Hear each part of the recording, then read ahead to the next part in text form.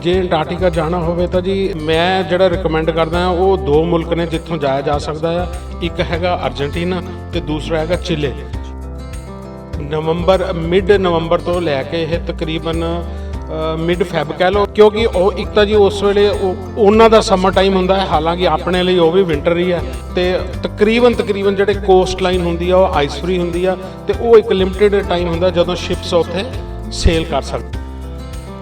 ਜਿਹੜਾ ਜੇ average temperature ਦੀ ਗੱਲ ਕਰੀਏ ਤਾਂ ਤਕਰੀਬਨ ਫਰੀਜ਼ਿੰਗ ਦੇ ਨੇੜੇ ਹੁੰਦਾ ਹੈ, ਤੇ sometimes it can go to -10, but ਫਿਰ ਵੀ ਟੈਂਪਰੇਚਰ ਇੰਨਾ ਨਹੀਂ ਹੈ ਵੀ ਜਿਹੜਾ ਆਪਣੇ ਲੋਕਾਂ ਲਈ, ਖਾਸ ਕਰਕੇ ਆਪਾਂ ਨਾਰਥ ਇੰਡੀਅਨਸ ਲਈ ਕੁਝ ਬਰਦਾਸ਼ਤ ਤੋਂ ਬਾਹਰ ਹੋਵੇ।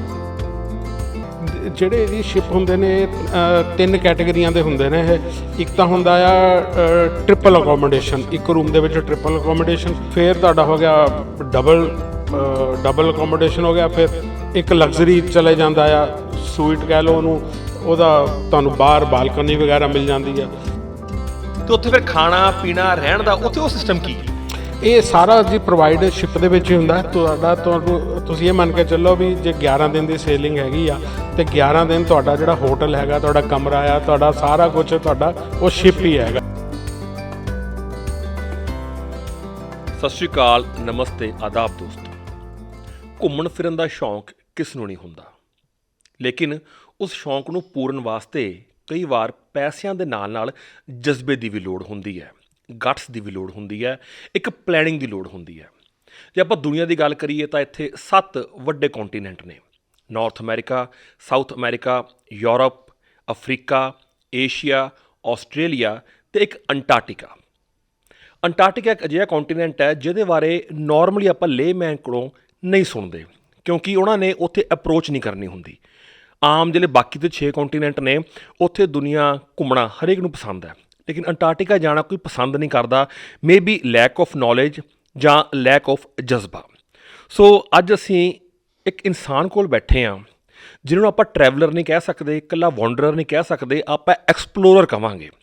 ਐਕਸਪਲੋਰਰ ਕਿਉਂ ਵਰਡ ਯੂਜ਼ ਕਰ ਰਹੇ ਹਾਂ? ਕਿਉਂਕਿ ਉਹ ਉੱਥੇ ਜਾਂਦੇ ਨੇ ਜਿੱਥੇ ਆਮ ਬੰਦਾ ਸੋਚਦਾ ਨਹੀਂ।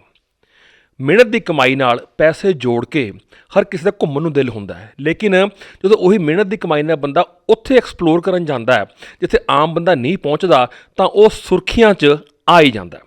ਸੋ ਅੱਜ ਗੱਲਬਾਤ ਕਰਾਂਗੇ। ਸਾਡੇ ਕੋਲ ਬੈਠੇ ਨੇ ਸ਼ਰਨਜੀਤ ਸਿੰਘ ਸੋਨ ਸਾਹਿਬ। ਸੋਨ ਸਾਹਿਬ, ਸਤਿ ਸ਼੍ਰੀ ਅਕਾਲ ਜੀ। ਸਤਿ ਸ਼੍ਰੀ ਅਕਾਲ ਜੀ ਵੀਰ ਜੀ। ਸੋ ਤੁਹਾਡੇ ਬਾਰੇ ਹੁਣ ਅਸੀਂ ਆਪਣੇ ਦਰਸ਼ਕਾਂ ਨੂੰ ਦੱਸਣ ਜਾ ਰਹੇ ਹਾਂ। ਪਹਿਲਾਂ ਥੋੜ੍ਹਾ ਜਿਹਾ ਆਪਣੇ ਫੈਮਿਲੀ ਬੈਕਗਰਾਊਂਡ ਦੇ ਬਾਰੇ, ਆਪਣੇ ਪ੍ਰੋਫੈਸ਼ਨ ਬਾਰੇ ਲੋਕਾਂ ਨਾਲ ਗੱਲਬਾਤ ਕਰੋ। ਹਾਂਜੀ, ਸਤਿ ਸ਼੍ਰੀ ਅਕਾਲ ਜੀ ਸਾਰਿਆਂ ਨੂੰ। ਮੈਂ ਸ਼ਰਨਜੀਤ ਸਿੰਘ ਸੋਨ, ਅਤੇ ਸਾਡਾ ਜਿਹੜਾ ਜੱਦੀ ਕੰਮ ਹੈਗਾ ਉਹ cycle and cycle parts the business ਹੈ। ਸਾਡੀ ਇਸ ਵੇਲੇ 3rd ਜਨਰੇਸ਼ਨ ਆ ਜਿਹੜੀ ਸਾਈਕਲ ਪਾਰਟ ਦੇ ਵਿੱਚ ਹੈਗੀ ਆ, ਅਤੇ ਮੈਂ 3rd ਜਨਰੇਸ਼ਨ ਆ, ਅਤੇ ਹੁਣ ਸਾਡੀ 4ਥੀ ਜਨਰੇਸ਼ਨ ਵੀ ਨਾਲ ਜੁੜ ਚੁੱਕੀ ਆ। ਠੀਕ ਹੈ। ਸੋ ਹੁਣ ਆਪਾਂ ਗੱਲ 'ਤੇ ਆਉਂਦੇ ਹਾਂ, ਅੰਟਾਰਕਟਿਕਾ ਵਾਲੀ ਗੱਲ 'ਤੇ ਆਉਂਦੇ ਹਾਂ ਕਿ ਅੰਟਾਰਕਟਿਕਾ ਪਹਿਲਾਂ ਤਾਂ ਤੁਹਾਡੇ ਦਿਮਾਗ 'ਚ ਆਇਆ ਕਿਵੇਂ? ਇਸ ਤੋਂ ਪਹਿਲਾਂ ਕੀ ਪਲੈਨਿੰਗ ਸੀਗੀਆਂ ਅਤੇ ਇਹਦੀ ਤੁਸੀਂ ਸਟਾਰਟਿੰਗ ਕਿਵੇਂ ਕੀਤੀ?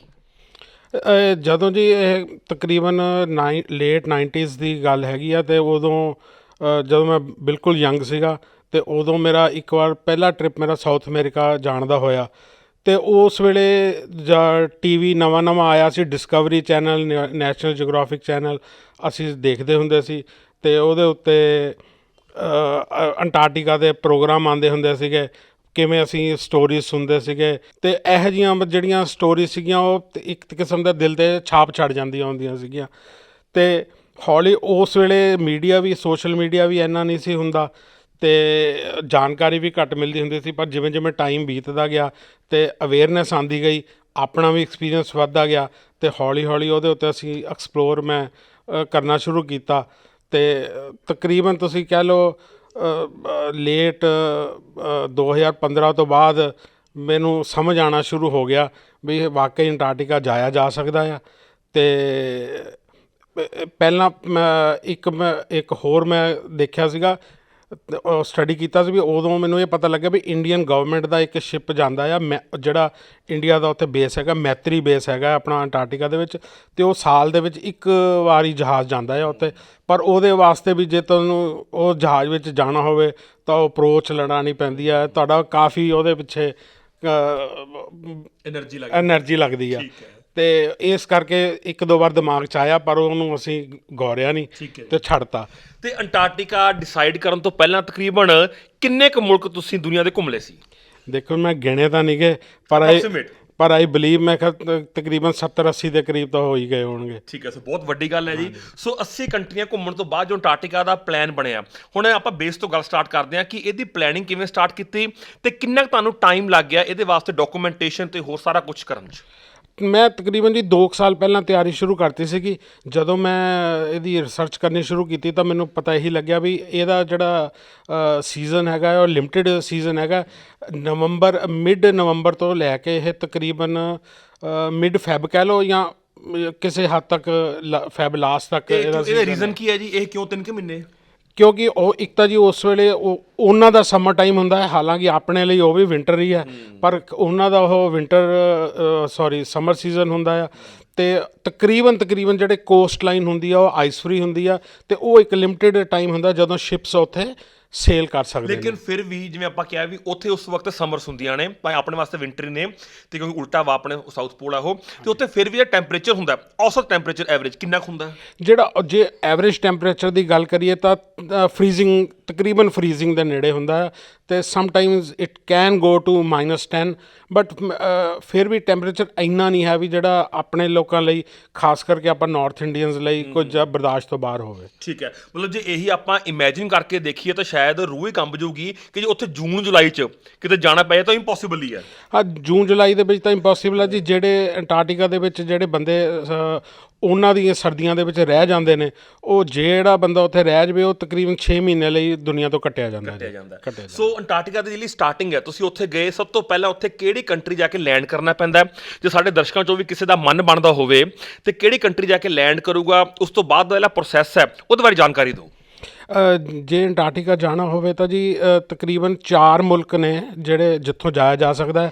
ਉਹਨਾਂ ਵਿੱਚੋਂ ਪਹਿਲੇ ਆਪਾਂ ਗੱਲ ਕਰ ਲਈਏ ਸਾਊਥ ਅਫਰੀਕਾ ਤੇ ਆਸਟ੍ਰੇਲੀਆ ਐਂਡ ਨਿਊਜ਼ੀਲੈਂਡ ਦੀ। ਉੱਥੋਂ ਤਕਰੀਬਨ ਸਿਰਫ ਹਵਾਈ ਜਹਾਜ਼ ਜਾਂਦੇ ਨੇ, ਪਰ ਉਹ ਤਕਰੀਬਨ ਜ਼ਿਆਦਾਤਰ ਡੇ ਟ੍ਰਿਪਸ ਵਾਲੇ ਨੇ, ਤੇ ਉਹ ਲਗਜ਼ਰੀ ਦੇ ਵਿੱਚ ਚਲੇ ਜਾਂਦੇ ਨੇ। ਪਰ ਮੈਂ ਜਿਹੜਾ ਰਿਕਮੈਂਡ ਕਰਦਾ ਹਾਂ ਉਹ 2 ਮੁਲਕ ਨੇ ਜਿੱਥੋਂ ਜਾਇਆ ਜਾ ਸਕਦਾ ਆ। ਇੱਕ ਹੈਗਾ ਅਰਜਨਟੀਨਾ ਤੇ ਦੂਸਰਾ ਹੈਗਾ ਚਿਲੇ। ਤੇ ਅਰਜਨਟੀਨਾ ਦਾ ਜਿਹੜਾ ਸ਼ਹਿਰ ਹੈਗਾ ਆ ਉੱਥੋਂ ਤੁਸੀਂ ਸੇਲ ਕਰ ਸਕਦੇ ਹੋ ਉਸ਼ੂਆਇਆ ਤੋਂ, ਤੇ ਚਿਲੀ ਦਾ ਜਿਹੜਾ ਸ਼ਹਿਰ ਹੈਗਾ ਉਹ ਹੈਗਾ ਪੁੰਤਾ ਅਰੇਨਾਸ। ਤੇ ਜਿਹੜਾ ਉਸ਼ੂਆਇਆ ਹੈਗਾ ਉਹ ਦੁਨੀਆ ਦਾ ਸਦਰਨ ਮੋਸਟ ਸਿਟੀ ਹੈਗਾ। ਉਹ ਆਪਣੇ ਆਪ 'ਚ ਬਹੁਤ ਖੂਬਸੂਰਤ ਆ, ਤੇ ਮੈਂ ਆਪਣਾ ਦਿਲ ਉੱਥੇ ਛੱਡ ਕੇ ਆ ਗਿਆ। ਠੀਕ ਹੈ ਜੀ। ਤੇ ਜ਼ਿਆਦਾ ਨੇੜੇ ਕਿਹੜਾ ਪੈਂਦਾ ਹੈ? ਲੋਕੀ ਕਿਹੜਾ ਪ੍ਰੈਫਰ ਕਰਨ? ਜੇ ਕਿਸੇ ਨੇ ਜਾਣਾ ਹੋਵੇ, ਸਾਡੇ ਦਰਸ਼ਕ ਨੇ, ਤਾਂ ਉਹ ਚਿਲੀ ਤੋਂ ਹੋ ਕੇ ਜਾਵੇ ਕਿ ਉੱਥੋਂ ਅਰਜਨਟੀਨਾ ਉਸ਼ਾਇਆ ਤੋਂ? ਉਸ਼ੂਆਇਆ ਤੇ ਜਿਹੜਾ ਪੁੰਤਾ ਅਰੇਨਾਸ ਹੈਗਾ ਜੀ, ਇਹ 100-150 ਕਿਲੋਮੀਟਰ ਦਾ ਹੀ ਫਾਸਲਾ ਆ। ਉਹ ਸਿਰਫ ਇੱਕ ਇੰਟਰਨੈਸ਼ਨਲ ਬਾਰਡਰ ਹੈਗਾ, ਪਰ ਦੋਨੋਂ ਤਕਰੀਬਨ ਲਾਗੇ ਹੀ ਨੇ ਦੋਨੇ। ਠੀਕ ਹੈ। ਤੇ ਉਸ ਤੋਂ ਬਾਅਦ ਜੋ ਆਪਾਂ ਉੱਥੇ ਪਹੁੰਚ ਜਾਂਦੇ ਆ, ਥੋੜੇ ਕੁਛ ਦਿਨ ਤਾਂ ਬੰਦੇ ਨੂੰ ਅਕੋਮੋਡੇਟ ਹੋਣ 'ਚ ਮੌਸਮ ਦੇ ਹਿਸਾਬ ਨਾਲ ਬੰਦਾ 1-2 ਦਿਨ ਲੈ ਲੈਂਦਾ। ਉਸ ਤੋਂ ਬਾਅਦ ਜੇ ਆਪਾਂ ਉੱਥੋਂ ਦੀ ਪੈਕੇਜ ਲੈਣਾ ਹੋਵੇ ਤਾਂ ਕਿਹੜੀ ਅਜਿਹੀਆਂ ਏਜੰਸੀਆਂ ਨੇ ਜਿਹੜੀ ਤੁਹਾਨੂੰ ਲੈ ਕੇ ਜਾਂਦੀਆਂ ਨੇ? ਉਹਨਾਂ ਦਾ ਕਿੰਨਾ ਖਰਚਾ ਹੈ ਤੇ ਕਿੰਨਾ ਕੁ ਉਹਨਾਂ ਦਾ ਜਿਹੜੀ ਡਿਊਰੇਸ਼ਨ ਹੈਗੀ ਹੈ, ਕਿੰਨੇ ਦਿਨਾਂ ਦਾ ਟਾਈਮ ਹੁੰਦਾ ਹੈ? ਜਿਹੜੇ ਜੀ ਸ਼ਿਪ ਸੇਲ ਕਰਦੇ ਨੇ, ਇਹ 7-8 ਦਿਨ ਦੀ ਸੇਲਿੰਗ ਤੋਂ ਸ਼ੁਰੂ ਹੋ ਕੇ ਫਿਰ 21 ਡੇਜ਼ ਦੇ ਵੀ ਮੈਂ ਦੇਖੇ ਨੇ, ਕਈ ਵਿੱਚੋਂ 30 ਡੇਜ਼ ਵਾਲੇ ਵੀ ਹੈਗੇ ਨੇ, ਪਰ ਐਵਰੇਜਲੀ 11 to 13 ਡੇਜ਼ ਦੇ। Depend on the budget. ਜਿੱਦਾਂ ਬਜਟ ਘੱਟ ਆ 7-8 ਦਿਨ, ਜਿਹਦਾ ਬਜਟ ਬਹੁਤ ਖੁੱਲਾ ਵਾ ਉਹ 30 ਦਿਨ ਤੱਕ ਵੀ। ਜੀ 30 ਦਿਨ ਦੇ ਵਿੱਚ ਜਿਹੜੇ 21 ਦਿਨ, ਆਪਾਂ 21 ਦਿਨ ਕਹੀਏ ਵੀ 21 ਦਿਨ ਦੇ ਵਿੱਚ ਜਿਹੜੇ ਹੈਗੇ ਨੇ ਉਹ ਫਿਰ ਫਾਕਲੈਂਡ ਆਈਲੈਂਡਸ ਵਿੱਚ ਇਨਕਲੂਡ ਕਰ ਲੈਂਦੇ ਨੇ। ਤੇ ਕੁਛ ਅੰਟਾਰਕਟਿਕਾ ਦੇ ਕੁਛ ਐਸੇ ਪਲੇਸਿਸ ਨੇ ਜਿੱਥੇ ਥੋੜਾ ਤੁਹਾਨੂੰ ਹੋਰ ਡੀਪ ਲੈ ਜਾਂਦੇ ਨੇ ਅੰਟਾਰਕਟਿਕਾ ਟੈਰੀਟਰੀ ਦੇ ਵਿੱਚ। ਤੇ ਹੁਣ ਆਪਾਂ ਲੇਮੈਨ ਦੀ ਆਪਾਂ ਗੱਲ ਕਰੀਏ ਕਿ ਇੱਕ ਸਵਾਲ ਸਭ ਦੇ ਮਨਾਂ 'ਚ ਹੋਣਾ ਹੈ, ਉਹ ਹੈਗਾ ਬਾਈ ਜੀ ਖਰਚੇ ਦਾ, ਨੋਟਾਂ ਦਾ, ਕਿ ਕਿੰਨਾ ਕੁ ਖਰਚਾ ਆ ਜਾਂਦਾ ਹੈ। ਜੇ ਆਪਾਂ ਸਿੰਗਲ ਪਰਸਨ ਦੀ ਗੱਲ ਕਰਦੇ ਹਾਂ, ਤੇ ਸਿੰਗਲ ਪਰਸਨ ਜੇ ਮੰਨ ਲਓ ਜਾਂਦਾ ਆ ਤਾਂ ਉਹਦਾ ਕਿੰਨਾ ਕੁ ਬਜਟ ਉਹਦੇ ਮਾਈਂਡ 'ਚ ਹੋਣਾ ਚਾਹੀਦਾ ਹੈ, ਤੇ ਕਿੰਨਾ ਕੁ ਐਕਸਪੈਂਸ ਕਿੱਥੇ ਹੁੰਦੇ ਆ? ਦੇਖੋ ਜੀ, ਇੱਕ ਤਾਂ ਸਭ ਤੋਂ ਪਹਿਲੀ ਗੱਲ ਹੈ, ਤੁਸੀਂ ਮੈਂ ਰਿਕਮੈਂਡ ਕਰੂੰਗਾ ਵੀ ਤੁਸੀਂ ਅਰਜਨਟੀਨਾ ਤੋਂ ਜਾਂ ਚਿਲੀ ਤੋਂ, ਹਾਲਾਂਕਿ ਮੈਂ ਅਰਜਨਟੀਨਾ ਤੋਂ ਗਿਆ ਸੀਗਾ, ਪਹਿਲਾਂ ਤੁਸੀਂ ਆਪਣਾ ਅਰਜਨਟੀਨਾ ਤੱਕ ਪਹੁੰਚਣ ਦਾ ਕਰਨਾ ਆ। ਉਹਦੀਆਂ ਬਹੁਤ ਫਲਾਈਟਸ ਨੇ, ਤੇ ਫਿਰ ਵੀ ਕਿੰਨੇ ਕੁ ਸਟਾਪਸ ਆ ਜਾਂਦੇ ਨੇ, ਜਾਂ ਕਿਹੜੀ 에ਅਰਲਾਈਨ ਬੰਦਾ ਪ੍ਰੈਫਰ ਕਰੇ ਤੇ ਉਹਦਾ ਖਰਚਾ ਕਿੰਨਾ ਕੁ ਹੈ? ਦੇਖੋ ਜੀ, ਇੱਕ ਤਾਂ ਪਹਿਲਾ ਸਟਾਪ ਤਾਂ ਹੋਏਗਾ, ਜੇ ਆਪਾਂ ਅਰਜਨਟੀਨਾ ਦੀ ਗੱਲ ਕਰੀਏ, ਪਹਿਲਾ ਸਟਾਪ ਹੋਏਗਾ ਬੁਏਨਸ ਆਇਰਸ। ਤੇ ਬੁਏਨਸ ਆਇਰਸ ਤੋਂ ਤੁਸੀਂ ਫਲਾਈ ਕਰਨਾ ਆ, ਜਿਹੜੀ ਅਰਜਨਟੀਨਾ ਦੀ ਕੈਪੀਟਲ ਹੈ। ਬੋਨਸ ਆਇਰਸ ਠੀਕ ਹੈ। ਬੋਨਸ ਆਇਰਸ ਅਰਜਨਟੀਨਾ ਦੀ ਕੈਪੀਟਲ ਹੈ। ਉਹ ਤੇ ਉੱਥੋਂ ਤਕਰੀਬਨ 3 ਘੰਟੇ ਦੀ ਫਲਾਈਟ ਆ ਉਸ਼ਵਾਇਆ ਜਾਣ ਲਈ, ਤੇ ਉਹ ਤੁਹਾਨੂੰ ਅਰਜਨਟੀਨਾ ਦੀ ਜਿਹੜੀ ਇੰਟਰਨਲ ਡੋਮੈਸਟਿਕ ਫਲਾਈਟ ਆ ਉਹ ਲੈਣੀ ਪਏਗੀ। ਤੇ ਇੱਥੋਂ ਉਸ਼ਵਾਇਆ ਤੱਕ ਡਾਇਰੈਕਟ ਫਲਾਈਟ ਕੋਈ ਨਹੀਂ ਹੈ। You have to go to Buenos Aires, or you can choose Brazil ਦੇ ਕੁਝ ਸ਼ਹਿਰ ਨੇ, ਜਿਵੇਂ ਤੁਸੀਂ ਰੀਓ ਤੋਂ ਵੀ ਕਨੈਕਟ ਕਰ ਸਕਦੇ ਹੋ, ਅਤੇ ਤੁਸੀਂ ਸਾਓ ਪਾਓਲੋ ਤੋਂ ਕਨੈਕਟ ਕਰ ਸਕਦੇ ਹੋ, ਬਟ ਬੋਨਸ ਆਇਰਸ ਜ਼ਿਆਦਾ ਪ੍ਰੈਫਰੇਬਲ ਆ। ਬੋਨਸ ਆਇਰਸ ਤੋਂ ਤੁਸੀਂ ਉਸ਼ਵਾਇਆ ਜਾਓ, ਅਤੇ ਉਸ਼ਵਾਇਆ ਤੋਂ ਅੱਗੇ ਜਿਹੜੇ ਸਮੁੰਦਰੀ ਜਹਾਜ਼ ਨੇ ਸੇਲ ਕਰਦੇ ਨੇ, ਅਤੇ ਕਰੂਜ਼ ਲਾਈਨਰਸ ਵੀ ਜਾਂਦੇ ਨੇ, ਅਤੇ ਐਕਸਪੀਡੀਸ਼ਨ ਸ਼ਿਪਸ ਵੀ ਜਾਂਦੇ ਨੇ, ਜਿਵੇਂ ਨੈਸ਼ਨਲ ਜੋਗ੍ਰਾਫਿਕ ਦੇ ਵੀ ਇੱਕ ਜਾਂ ਦੋ ਸੇਲਿੰਗਸ ਉਹ ਤੋਂ ਹੁੰਦੀਆਂ ਨੇ। ਤੇ ਜੇ ਆਪਾਂ US ਡਾਲਰ 'ਚ ਗੱਲ ਕਰੀਏ ਤਾਂ ਕਿੰਨਾ ਖਰਚਾ ਆ ਜਾਂਦਾ ਹੈ ਐਵਰੇਜ, ਆਪਾਂ 2 ਹਫ਼ਤੇ ਦਾ ਮੰਨ ਕੇ ਚੱਲੀਏ 13-14 ਦਿਨਾਂ ਦਾ? ਜਿਹੜੇ ਜੀ ਸ਼ਿਪ ਹੁੰਦੇ ਨੇ 3 ਕੈਟੇਗਰੀਆਂ ਦੇ ਹੁੰਦੇ ਨੇ ਇਹ। ਇੱਕ ਤਾਂ ਹੁੰਦਾ ਆ ਟ੍ਰਿਪਲ ਅਕੋਮੋਡੇਸ਼ਨ, ਇੱਕ ਰੂਮ ਦੇ ਵਿੱਚ ਟ੍ਰਿਪਲ ਅਕੋਮੋਡੇਸ਼ਨ, ਉਹ 'ਚ ਬੰਕ ਬੈਡਸ ਲੱਗੇ ਹੁੰਦੇ ਨੇ, ਅਤੇ ਉਹ 3 ਦਾ ਹੁੰਦਾ, ਉਹ ਸਭ ਤੋਂ ਸਸਤਾ ਹੁੰਦਾ ਆ। ਫਿਰ ਤੁਹਾਡਾ ਹੋ ਗਿਆ ਡਬਲ ਅਕੋਮੋਡੇਸ਼ਨ ਹੋ ਗਿਆ, ਫਿਰ ਇੱਕ ਲਗਜ਼ਰੀ ਚਲੇ ਜਾਂਦਾ ਆ, ਸੂਈਟ ਕਹਿ ਲਓ ਉਹਨੂੰ, ਉਹਦਾ ਤੁਹਾਨੂੰ ਬਾਹਰ ਬਾਲਕਨੀ ਵਗੈਰਾ ਮਿਲ ਜਾਂਦੀ ਆ। ਆਪਾਂ ਪ੍ਰੀ ਕੋਵਿਡ ਦੀ ਜੇ ਗੱਲ ਕਰੀਏ, ਕਿਉਂਕਿ ਹੁਣ ਪੋਸਟ ਕੋਵਿਡ ਤੋਂ ਬਾਅਦ ਬਹੁਤ ਚੇਂਜਿਸ ਆਈਆਂ ਨੇ ਟਰੈਵਲ ਇੰਡਸਟਰੀ ਦੇ ਵਿੱਚ, ਅਤੇ ਮੈਂ ਹਲੇ ਇੰਨਾ ਅਪਡੇਟ ਨੀਗਾ, ਅਤੇ ਆਈ ਹੋਪ ਸੋ ਇੰਨਾ ਫਰਕ ਨਾ ਹੋਵੇ, but what I had experienced in those days, pre Covid days, ਤਕਰੀਬਨ 5000 ਜਾਂ 5500 ਤੱਕ ਮੈਂ ਡੀਲਸ ਡਾਲਰ, $5,000-$5,500 ਪਰ ਪਰਸਨ ਫॉर ਟ੍ਰਿਪਲ ਅਕੋਮੋਡੇਸ਼ਨ, ਉਹ ਮੈਂ ਡੀਲਸ ਹੁੰਦੀਆਂ ਦੇਖੀਆਂ ਨੇ। ਠੀਕ ਹੈ ਜੀ। ਅਤੇ ਪਰ ਉਹ ਜ਼ਿਆਦਾਤਰ ਉਹ ਡੀਲਸ ਹੁੰਦੀਆਂ ਨੇ ਇਹ ਜਿਹੜੀਆਂ ਲਾਸਟ ਮਿੰਟ ਹੁੰਦੀਆਂ ਨੇ, ਵੀ ਕਿਸੇ ਨੇ ਕੈਂਸਲ ਕਰਾਤਾ, ਅਤੇ ਮਤਲਬ ਇਦੋਂ ਸਸਤੀ ਮੈਂ ਡੀਲ ਨਹੀਂ ਦੇਖੀ ਮੈਂ। ਠੀਕ ਹੈ। ਸੋ ਜੇ ਆਪਾਂ ਗੱਲ ਕਰੀਏ ਉੱਕਾ ਪੁੱਕਾ ਗੱਲ ਕਰੀਏ ਤਾਂ ਇਕੱਲੇ ਬੰਦੇ ਦਾ ਕਿੰਨੇ ਕੁ ਲੱਖ ਦਾ ਜੇ ਆਪਣੇ ਮਾਈਂਡ 'ਚੋਂ ਪੈਕੇਜ ਬਣਾ ਕੇ ਚੱਲੇ, ਨਾਲ ਕੁਛ ਆਪਣੇ ਪੈਸੇ ਵੀ ਲੈ ਕੇ ਚੱਲੇ, ਤਾਂ ਕਿੰਨੇ ਕੁ ਪੈਸੇ ਦਾ ਖਰਚਾ ਓਵਰਆਲ ਹੈਗਾ? ਦੇਖੋ, ਜੇ ਤਾਂ ਤੁਸੀਂ ਸਿਰਫ ਅੰਟਾਰਕਟਿਕਾ ਕਰਨਾ ਹੈ, ਤੁਸੀਂ ਹੋਰ ਕੰਟਰੀ ਕੋਈ ਐਕਸਪਲੋਰ ਨਹੀਂ ਕਰਨਾ, ਅਤੇ ਆਪਾਂ ਉਹੀ ਮੰਨ ਕੇ ਚੱਲਾਂਗੇ। ਤੁਸੀਂ ਅਰਜਨਟੀਨਾ ਗਏ, ਸੇ ਫੋਰ ਐਗਜ਼ਾਮਪਲ ਉਹਦੀ ਅਰਜਨਟੀਨਾ ਦੀ ਫਲਾਈਟ 1.5 ਲੱਖ ਦੀ ਹੈ ਜਾਂ 2 ਲੱਖ ਦੀ ਹੈ, ਆਈ ਐਮ ਨਾਟ ਸ਼ੋਰ ਅੱਜ ਕੱਲ੍ਹ ਕਿੰਨੇ ਦੀ ਹੈ, I have to search on that. ਅਤੇ ਤੁਸੀਂ $6,000 ਉਹਦੀ ਤੁਸੀਂ ਸ਼ਿਪ ਦਾ ਮੰਨ ਕੇ ਚੱਲੋ, 5,000 up let it be on the higher side, ਅਤੇ $6,000 ਹੋ ਗਏ, ਤਕਰੀਬਨ 5 ਲੱਖ ਰੁਪਈਆ ਹੋ ਗਿਆ, ਅਤੇ 5 + 2 ਹੋ ਗਿਆ ਤੁਹਾਡਾ ਏਅਰਲਾਈਨ ਦਾ, ਅਤੇ ਮੇਰੇ ਹਿਸਾਬ ਨਾਲ ਤੁਸੀਂ ਘੱਟੋ ਘੱਟ ਲੱਖ 1.5 ਲੱਖ ਖਰਚਾ ਹੋਰ ਮੰਨ ਕੇ ਜ਼ਰੂਰ ਚੱਲੋ। 9-10 ਲੱਖ ਦਾ ਮਿਨੀਮਮ ਆਪਾਂ ਮੰਨ ਕੇ ਚੱਲੀਏ ਕਿ 9-10 ਲੱਖ ਦਾ ਆਪਾਂ ਨੂੰ ਮਾਈਂਡ 'ਚ ਪ੍ਰੀਪੇਅਰ ਕਰਨਾ ਚਾਹੀਦਾ। ਅਤੇ ਉੱਥੇ ਅੰਟਾਰਕਟਿਕਾ ਜਾ ਕੇ ਜਿਹੜੀ ਤੁਸੀਂ ਕੁਝ ਚੀਜ਼ਾਂ ਦੇਖੀਆਂ, ਐਕਸਪਲੋਰ ਕੀਤੀਆਂ?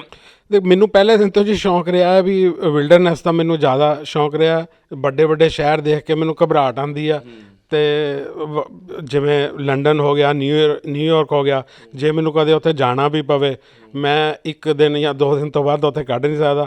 ਮੈਨੂੰ ਲੱਗਦਾ ਦੇਖਣਾ ਖੁੱਲ੍ਹੀ ਨੇਚਰ, ਅਤੇ ਜਿਵੇਂ ਮੈਂ ਅਲਾਸਕਾ ਵੀ ਜਾ ਚੁੱਕਿਆ ਹਾਂ, ਅਤੇ ਅਲਾਸਕਾ 'ਚ ਮੈਂ ਜਿਹੜਾ ਨਾਰਦਰਨ ਮੋਸਟ ਪੁਆਇੰਟ ਹੈਗਾ ਆ ਬੈਰੋ ਐਂਡ ਡੈਡ ਹਾਰਸ, ਪ੍ਰੂਡੋ ਵੇ, ਮੈਂ ਉੱਥੇ ਵੀ ਬਾਈ ਕਾਰ ਮੈਂ ਜਾ ਚੁੱਕਿਆ ਹਾਂ।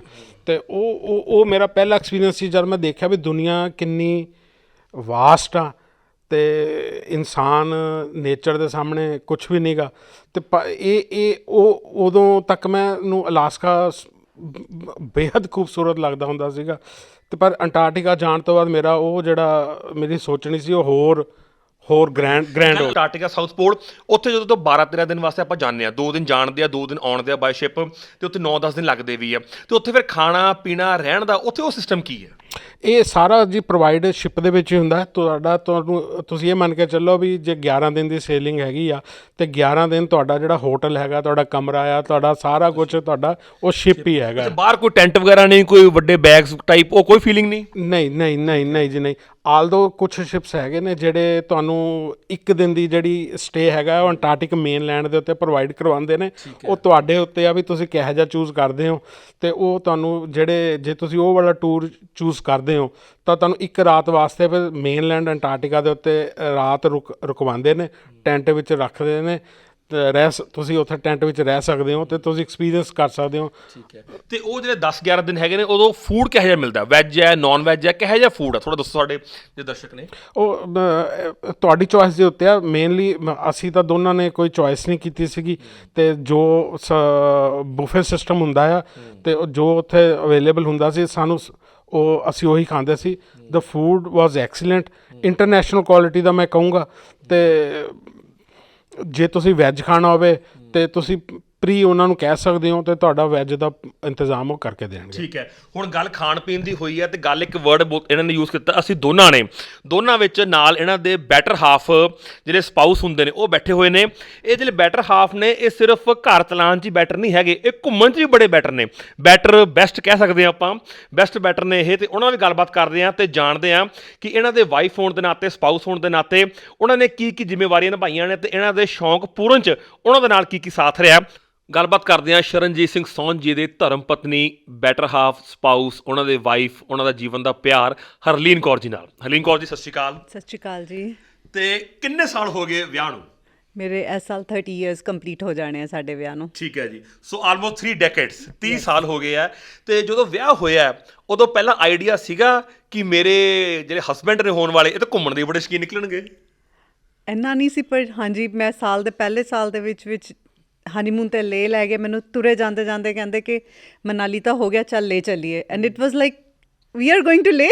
ਠੀਕ ਹੈ, ਮਤਲਬ ਹੀ ਵਾਜ਼ ਸੋ ਸਪੌਂਟੇਨੀਅਸ ਕਿ ਉਹਨਾਂ ਨੇ ਜਦੋਂ ਵੀ ਪਲਾਨ ਕਰਨਾ, ਹਰਲੀਨ ਪੈਕ ਯੂਰ ਬੈਗਸ, ਆਪਾਂ ਇੱਥੇ ਚੱਲੇ ਹਾਂ। That was new for me, but ਹਾਂਜੀ ਆਈ ਲਵ ਇਟ। ਤੁਹਾਡੀਆਂ ਵੀ ਆਲਮੋਸਟ ਇਹਨਾਂ ਦੇ ਨਾਲ ਕਿੰਨੀਆਂ ਕੰਟਰੀ ਤੁਸੀਂ ਟਰੈਵਲ ਕਰ ਲਈਆਂ ਅਪਰੋਕਸੀਮੇਟ? ਆਲਮੋਸਟ ਇਹਨਾਂ ਦੇ ਬਿਜ਼ਨਸ ਟ੍ਰਿਪ ਛੱਡ ਕੇ ਆਲਮੋਸਟ ਸਾਰੇ। ਕੁਝ ਬਿਜ਼ਨਸ ਟ੍ਰਿਪ ਵੀ ਕੀਤੇ ਨੇ, ਪਰ ਸਾਰੇ ਅਸੀਂ ਇਕੱਠੇ ਦੋਨੋਂ ਜਾਣੇ ਜ਼ਿਆਦਾ ਟਰੈਵਲ ਕਰਦੇ ਹਾਂ। ਠੀਕ ਹੈ, ਤਾਂ ਬਹੁਤ ਪਿਆਰੀ ਗੱਲ ਹੈ। ਤੇ ਜਦੋਂ ਅੰਟਾਰਕਟਿਕਾ ਘੁੰਮਣ ਦੀ ਗੱਲ ਆਈ, ਪਹਿਲਾਂ ਦਿਮਾਗ 'ਚ ਕੀ ਪਿਕਚਰ ਆਈ? ਉਹ ਵਾਈਟ ਆਈਸ, ਇੱਕ ਚਿੱਟੀ ਬਰਫ਼ ਦੀ ਚਾਦਰ, ਪਤਾ ਨਹੀਂ ਉੱਥੇ ਕੁਝ ਹੋਊਗਾ ਨਹੀਂ ਹੋਊਗਾ, ਕੁਝ ਇਹੋ ਜਿਹੇ ਖਿਆਲ ਮਨ 'ਚ ਆਏ ਸੀ? ਸ਼ਾਇਦ ਨਹੀਂ, ਕਿਉਂਕਿ ਇਹਨਾਂ ਨੂੰ, ਮੈਨੂੰ ਪਤਾ ਸੀਗਾ ਕਿ ਇਹਨਾਂ ਨੂੰ ਬਰਫ਼ ਬਹੁਤ ਚੰਗੀ ਲੱਗਦੀ ਹੈਗੀ ਹੈ। Whenever we plan a holiday, I like tropical, he like mountains. ਠੀਕ ਹੈ। ਸੋ ਵਿਦ ਦ ਟਾਈਮ ਹੁਣ ਮੇਰੇ ਵੀ ਸ਼ੌਂਕ ਇਹਨਾਂ ਦੇ ਨਾਲ ਮਿਲਦੇ ਹੋ ਗਏ ਤਾਂ ਆਈ ਵਾਜ਼ ਪ੍ਰੀਪੇਅਰਡ। ਠੀਕ ਹੈ। So it was more or less, it was my 25th anniversary gift. Okay. Many women get sets or ਕੋਈ ਹੋਰ ਚੀਜ਼ ਮਿਲਦੀ ਹੈ, ਮੈਨੂੰ ਇਹਨਾਂ ਨੇ ਕਿਹਾ ਸੀ Harleen I just want to gift you a ਸੋ ਮਤਲਬ ਕਿ ਮਟੀਰੀਅਲਿਸਟਿਕ ਥਿੰਗ ਨੂੰ ਗਿਫਟ ਕਰਨ ਦੀ ਬਜਾਏ ਉਹਨਾਂ ਨੇ ਤੁਹਾਨੂੰ ਇੱਕ ਲਾਈਫ ਦਾ ਇੱਕ ਜਿਹੜਾ ਡ੍ਰੀਮ ਹੁੰਦਾ ਆ ਉਹ ਪੂਰਾ ਕਰਨ ਦਾ ਕਹਿ ਲਓ, ਜਾਂ ਇੱਕ ਐਕਸਪੀਰੀਅੰਸ, ਇੱਕ ਲਾਈਫ ਦਾ ਐਕਸਪੀਰੀਅੰਸ ਤੁਹਾਨੂੰ ਗਿਫਟ ਕੀਤਾ ਹੈ। ਹਾਂਜੀ ਬਿਲਕੁਲ। ਸੋ ਤੁਹਾਡਾ ਅੰਟਾਰਕਟਿਕਾ ਇਹਨਾਂ ਦੇ ਨਾਲ ਜਾ ਕੇ ਉਹ 12-13 ਦਿਨ ਦਾ ਸਫ਼ਰ ਕਿਹੋ ਜਾ ਰਿਹਾ? ਕੀ ਤੁਹਾਡੀਆਂ ਐਕਸਪੈਕਟੇਸ਼ਨ ਸੀਗੀਆਂ ਤੇ ਕਿੰਨੀਆਂ ਕੁ ਉੱਥੇ ਖਰੀਆਂ ਹੋਈਆਂ? ਇਸ ਟ੍ਰਿਪ ਤੇ ਜਾਣ ਤੋਂ 6-8 ਮਹੀਨੇ ਪਹਿਲਾਂ ਮੇਰੀ ਨੀ ਦੀ ਸਰਜਰੀ ਹੋਈ ਸੀ। Okay. And he prepared me so well कि I couldn't hike, but I was doing all the landings with him. And my crew was so good कि ਉਹ ਵੀ ਮੈਨੂੰ help ਕਰਦੇ ਰਹੇ। And it was the amazing trip of my life. ਸੋ ਜੇ ਆਪਾਂ ਗੱਲ ਕਰੀਏ ਤਾਂ 30-35 ਲੱਖ ਰੁਪਏ ਦਾ ਖਰਚਾ ਆਇਆ ਹੋਣਾ ਤੁਹਾਡੇ ਦੋਨਾਂ ਦਾ, ਤੇ ਇੱਕ ਹਾਰਡ ਐਂਡ ਮਨੀ ਹੁੰਦੀ ਹੈ, ਤੇ ਤੁਸੀਂ ਆਪਣੇ ਸਮਝਦੇ ਹੋ ਕਿ ਵੈਲਿਊ ਫॉर ਮਨੀ ਰਿਹਾ? Absolutely. I count my life in memories. ਮੈਨੂੰ ਬਹੁਤ ਚੀਜ਼ਾਂ ਇਕੱਠਾ ਕਰਨ ਦਾ ਸ਼ੌਂਕ ਨਹੀਂ, ਪਰ ਜੋ ਮੇਰੀਆਂ ਮੈਮਰੀਜ਼ ਮੈਂ ਆਪਣੀ ਫੈਮਿਲੀ ਦੇ ਨਾਲ ਸਪੈਂਡ ਕਰਦੀ ਹਾਂ, ਮੇਰੀ ਬੇਟੀ ਨਾਲ, ਮੇਰੇ ਪੈਰੈਂਟਸ ਨਾਲ, ਦੈਟ ਇਜ਼, ਉਹ ਮੈਨੂੰ ਲੱਗਦਾ ਮੈਂ ਜ਼ਿੰਦਗੀ 'ਚ ਕਮਾਇਆ। ਸੋ ਅਜੇ ਜਿਵੇਂ ਕੋਈ ਆਪਣੇ ਸਾਊਥ ਪੋਲ ਹੋ ਗਿਆ, ਜਿਸ ਤੋਂ ਬਾਅਦ ਨਾਰਥ ਪੋਲ ਵੀ ਕਦੀ ਜਾਓਗੇ ਤਾਂ ਤੁਸੀਂ ਸਿਰ ਮੈਂਟਲੀ ਪ੍ਰੀਪੇਅਰ ਹੋਣਾ ਹੈ, ਬਾਕੀ ਸਾਰੀ ਪ੍ਰੀਪਰੇਸ਼ਨ ਹਸਬੈਂਡ ਜੀ ਆਪ ਹੀ ਕਰ ਲੈਂਦੇ ਆ? ਵੀ ਡੂ, ਅਸੀਂ ਦੋਨੋਂ ਜਾਣੇ ਨਾਲ ਹੀ ਹੁੰਦੇ ਆ ਹਰੇਕ ਪ੍ਰੋਗਰਾਮ। ਹੀ ਜਸਟ ਟੈਲ ਮੀ ਕਿ ਹਰਲੀਨ ਆਪਾਂ ਇੱਥੇ ਆਹ ਦੇਖਣਾ, and then it's my work that I am on, like ਕਿ ਇੱਥੇ ਆਹ ਡੀਲ ਮਿਲ ਰਹੀ ਹੈ, ਇੱਥੇ ਆਹ ਮਿਲ ਰਿਹਾ ਹੈਗਾ। ਰਾਤ ਮਤਲਬ ਐਵਰੀ ਸੰਡੇ ਵੀ ਡਿਸਕਸ ਕਿ ਆਈ ਡਿਡ ਆਹ ਵਾਲੀ, ਮੈਂ ਥੋੜ੍ਹੀ ਜਿਹੀ ਸਰਫਿੰਗ ਕੀਤੀ ਹੈ, ਤੁਸੀਂ ਆਹ ਕੀਤੀ ਹੈ, ਦੈਨ ਵੀ ਇੱਦਾਂ ਕਰਕੇ ਸਾਡੇ ਸਾਰੇ ਟ੍ਰਿਪਸ ਪਲਾਨ ਹੁੰਦੇ ਆ। ਘੁੰਮਣ ਫਿਰਨ ਵੇਲੇ ਕਹਿੰਦੇ ਆ ਜੇ ਯੁੱਗ ਨੂੰ ਯੁੱਗ ਟੱਕਰ ਜੇ ਤਾਂ ਲਾਈਫ ਜੀਣ ਦਾ ਮਜ਼ਾ ਆ ਜਾਂਦਾ, ਇਹ ਕਹਿ ਸਕਦੇ ਆ ਜੀ? ਬਿਲਕੁਲ। ਠੀਕ ਹੈ, ਸਤਿ ਸ਼੍ਰੀ ਅਕਾਲ ਜੀ। ਸਤਿ ਸ਼੍ਰੀ ਅਕਾਲ। ਸੋ ਗੱਲਬਾਤ ਕਰ ਰਹੇ ਹਾਂ ਸ਼ਰਨਜੀਤ ਸਿੰਘ ਸੌਂਝ ਜੀ ਨਾਲ। ਸੌਂਝ ਸਾਹਿਬ ਕਹਿੰਦੇ ਆ ਜਦੋਂ ਇਨਸਾਨ ਕੁਛ ਅਵੇਕਲਾ ਕਰਦਾ ਹੈ, ਨਿਵੇਕਲਾ ਕਰਦਾ ਹੈ, ਅਲੱਗ ਜਿਹਾ ਕਰਦਾ ਹੈ, ਤਾਂ ਕਿਤੇ ਨਾ ਕਿਤੇ ਐਪਰੀਸੀਏਸ਼ਨ ਵੀ ਹੋਣੀ ਚਾਹੀਦੀ ਹੈ, ਕਿਉਂਕਿ ਜਿਹੜਾ ਅੰਟਾਰਕਟਿਕਾ ਵਾਲਾ ਇੱਕ ਸਫ਼ਰ ਹੈ, ਐਕਸਪੀਡੀਸ਼ਨ ਹੈ, ਇਹ ਪੰਜਾਬ ਤਾਂ ਛੱਡੋ ਇੰਡੀਆ 'ਚ ਟਾਵਾਂ ਬੰਦਾ ਕਰਦਾ। ਸੋ ਤੁਸੀਂ ਪੰਜਾਬ ਦੇ ਵਿੱਚੋਂ ਇਹ ਚੀਜ਼ ਕੀਤੀ ਹੈ, ਤੁਸੀਂ ਆਪਣਾ ਬਹੁਤ ਹਸਬੈਂਡ ਵਾਈਫ ਗਏ ਹੋ ਐਜ਼ ਅ ਕਪਲ, ਅਤੇ ਬਹੁਤ ਸੋਹਣਾ ਤੁਸੀਂ ਆਪਣਾ 2 ਹਫ਼ਤੇ ਉੱਥੇ ਲਾਈਫ ਜੀ ਕੇ ਆਏ ਹੋ। ਉਸ ਤੋਂ ਬਾਅਦ ਆਉਣ ਤੋਂ ਬਾਅਦ ਜਿਹੜੀ ਕੋਈ ਥਾਪੜਾ ਹੁੰਦੀ ਹੈ ਉਹ ਮਿਲੀ ਹੈ ਕਿਸੇ ਵੱਲੋਂ? ਜੀ ਬਿਲਕੁਲ। ਆਉਂਦੇ ਸਾਰ ਜੀ ਜਿਹੜੇ ਮੇਰੇ ਨੀਅਰ ਐਂਡ ਡੀਅਰ ਸੀਗੇ, ਮੇਰੇ ਦੋਸਤ ਮਿੱਤਰ ਸੀਗੇ, ਉਹਨਾਂ ਨੇ ਮੈਨੂੰ ਬਹੁਤ ਮੇਰਾ ਉਤਸ਼ਾਹ ਵਧਾਇਆ ਮੇਰਾ, ਅਤੇ ਐਪਰੀਸ਼ੀਏਸ਼ਨ ਦੇ ਤੌਰ ਦੇ ਉੱਤੇ ਅਸੀਂ ਦੇਖ ਸਕਦੇ ਹਾਂ ਮੈਨੂੰ ਆਹ ਕੀ ਬਾਤ ਹੈ ਜੀ, ਬਹੁਤ ਖੂਬਸੂਰਤ। ਦਵਿੰਦਰ ਨਾਗੀ ਜੀ ਜਿਹੜੇ ਆਪਣੇ ਲੁਧਿਆਣੇ ਦੇ ਮਸ਼ਹੂਰ ਕੈਲੀਗ੍ਰਾਫਰ ਨੇ, ਅਤੇ ਉਹਨਾਂ ਨੇ ਆਪਣੇ ਸਾਰੇ ਮਿੱਤਰ ਦੋਸਤ ਇਕੱਠੇ ਕਰਕੇ ਆਹ ਐਪਰੀਸ਼ੀਏਸ਼ਨ ਦੇ ਤੌਰ ਦੇ ਉੱਤੇ ਮੈਨੂੰ ਐਕਸਪਲੋਰਰ ਅਵਾਰਡ ਕਹਿ ਲਓ ਜਾਂ ਤੁਸੀਂ ਐਪਰੀਸੀਏਸ਼ਨ ਦਾ ਮੋਮੈਂਟੋ ਕਹਿ ਲਓ, ਆ ਉਹਨਾਂ ਨੇ ਮੈਨੂੰ ਭੇਂਟ ਕੀਤਾ ਸੀਗਾ। ਪਿਆਰ ਦੀ ਨਿਸ਼ਾਨੀ ਹੈ ਪਿਆਰ ਦੀ ਨਿਸ਼ਾਨੀ ਹੈ ਜੀ। ਇਸ ਦੇ ਲਈ ਮੈਂ ਦਵਿੰਦਰ ਨਾਗੀ ਤੇ ਆਪਣੇ ਸਾਰੇ ਬਾਕੀ ਦੋਸਤਾਂ ਦਾ ਬਹੁਤ ਧੰਨਵਾਦੀ ਹਾਂ। ਠੀਕ ਹੈ। ਸੋ ਹੁਣ ਸਾਊਥ ਪੋਲ ਨੂੰ ਅਚੀਵ ਕਰਨ ਤੋਂ ਬਾਅਦ, ਉਹਦੀ ਐਕਸਪੀਡੀਸ਼ਨ ਕਰਨ ਤੋਂ ਬਾਅਦ, ਹੁਣ ਸੋਨ ਸਾਹਿਬ ਅਗਲਾ ਹੁਣ ਨਾਰਥ ਪੋਲ ਦਾ ਪਲਾਨ ਕਦੋਂ ਬਣਦਾ ਪਿਆ? ਦੇਖੋ, ਆਲਮੋਸਟ ਨਾਰਦਰਨ ਮੋਸਟ ਸਿਟੀ ਤਾਂ ਮੈਂ ਜਾ ਹੀ ਚੁੱਕਿਆ, ਜਿਹੜਾ ਪ੍ਰੂਡੋ ਬੇ ਅਲਾਸਕਾ ਦੇ ਵਿੱਚ ਹੈਗਾ। ਹਾਂ, ਇੱਕ ਨਾਰਥ ਪੋਲ ਜ਼ਰੂਰ ਰਹਿ ਗਿਆ ਆ, ਅਤੇ ਕਦੋਂ ਹੁੰਦਾ ਆ ਹਾਲੇ ਮੈਨੂੰ ਪਤਾ ਨਹੀਂ, ਪਰ ਉਹਦੀ ਜਿਹੜੀ ਪਲੈਨਿੰਗ ਹੈਗੀ, ਪਲੈਨਿੰਗ ਤਾਂ ਨਹੀਂ ਕਹੂੰਗਾ, ਪਰ ਜਿਹੜੀ ਉਹਦੀ ਰਿਸਰਚ ਹੈਗੀ ਆ ਉਹਦੀ ਹਾਲੇ ਜਾਰੀ ਆ। ਠੀਕ ਹੈ ਜੀ। ਸੋ ਦਰਸ਼ਕੋ, ਬਹੁਤ ਵੱਡੀ ਗੱਲ ਹੈ ਕਿ ਸ਼ਰਨਜੀਤ ਸਿੰਘ ਸੌਨ ਸਾਹਿਬ, ਜਿਨ੍ਹਾਂ ਨੇ ਸਾਊਥ ਪੋਲ ਦਾ ਅੰਟਾਰਕਟਿਕਾ ਕਵਰ ਕੀਤਾ ਆਪਣੀ ਧਰਮ ਪਤਨੀ ਹਰਲੀਨ ਕੌਰ ਜੀ ਨਾਲ, ਸੋ ਇੱਕ ਬੜੀ ਪਿਆਰੀ ਚੀਜ਼ ਹੈ ਤੇ ਹੋਣੀ ਵੀ ਚਾਹੀਦੀ ਹੈ ਕਿ ਪੈਸਿਆਂ ਦੇ ਨਾਲ ਨਾਲ ਜਜ਼ਬਾ ਮਨ 'ਚ ਹੋਣਾ ਚਾਹੀਦਾ ਹੈ ਘੁੰਮਣ ਦਾ, ਆਪ ਦੇ ਸੂਬੇ ਵਾਸਤੇ, ਆਪ ਦੇ ਦੇਸ਼ ਦੇ ਵਾਸਤੇ, ਨਾਲ ਦੇ ਨਾਲ ਆਪਣੇ ਵਾਸਤੇ ਇੱਕ ਇਹੋ ਜਿਹੀ ਇੱਕ ਚੀਜ਼ ਹੋਣੀ ਚਾਹੀਦੀ ਹੈ ਜਿਹਨੂੰ ਬੰਦਾ ਰਹਿੰਦੀ ਦੁਨੀਆ ਤੱਕ ਲੋਕ ਵੀ ਯਾਦ ਰੱਖਣ ਕਿ ਯੈਸ, ਕਿ ਪੰਜਾਬ ਦੇ ਲੁਧਿਆਣਾ ਦੇ BRS ਨਗਰ ਦੇ ਰਹਿਣ ਵਾਲੇ ਸ਼ਰਨਜੀਤ ਸਿੰਘ ਸੌਨ ਸਾਹਿਬ ਆਪਣੀ ਧਰਮਪਤਨੀ ਨਾਲ ਗਏ ਸੀਗੇ ਅਤੇ ਅਜਿਹੀ ਜਗ੍ਹਾ ਜਾ ਕੇ ਆਏ ਆ ਜਿੱਥੇ ਆਮ ਬੰਦਾ ਨਹੀਂ ਜਾਂਦਾ, ਜਿੱਥੇ ਗਟਸ ਚਾਹੀਦੇ ਜਾਣ ਵਾਸਤੇ, ਦਿਮਾਗ 'ਚ ਪਲੈਨਿੰਗ ਚਾਹੀਦੀ ਹੈ, ਹੌਸਲਾ ਚਾਹੀਦਾ ਹੈ ਤੇ ਨਾਲ ਦੇ ਨਾਲ ਆਪਣੀ ਮਿਹਨਤ ਦੀ ਕਮਾਈ ਵੀ ਚਾਹੀਦੀ ਹੈ। ਸੋ ਲੁਧਿਆਣਾ ਲਾਈਵ ਨਿਊਜ਼ ਲਈ ਕੈਮਰਾਮੈਨ ਸੇਵਾ ਸਿੰਘ ਦੇ ਨਾਲ ਨਵਪ੍ਰੀਤ ਸਿੰਘ ਬੇਦੀ।